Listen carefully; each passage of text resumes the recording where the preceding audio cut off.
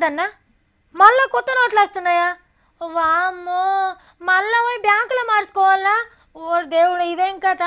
ఇగో ఇదే మాట వెళ్ళింది నా నోట్లకి వెళ్ళి కొత్త నోట్లు అనగానే. కానీ మా వాళ్ళు చెప్పింది మొత్తం విన్నాక అప్పుడు అర్థమైంది అది మన మంచికే అని.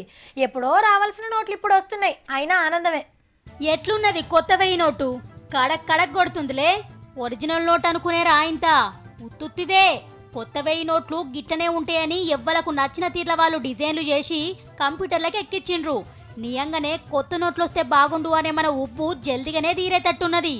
నోట్లు అచ్చుపోసి తయారుగా పెట్టిండ్రు. సెంటరోళ్ళు ఓకే అనగానే బ్యాంకులు ఏటీఎంలకు నింపుతారని జోరుగా ప్రచారం అయితే నడుస్తుంది. పోయిన నెలలనే మార్కెట్లకు తెద్దామనుకొని దీనికంటే మొదలు 500 నోట్లు ఎక్కువ ప్రింట్ చేసిండ్రట. అగో అట్లా ఆలస్యమైందట. ఉత్త ప్రచారం కావచ్చు అని కొట్టిపారేయకుండ్రి. ఎందుకంటే పాత నోట్లు రద్దు చేసే ముంగట సోషల్ మీడియాలో కొత్త నోట్ల బొమ్మలు కనబడితే ఎవ్వరు పెద్దగా పట్టించుకోలేదు. కానీ ఆఖరికి అదే నిజమైంది.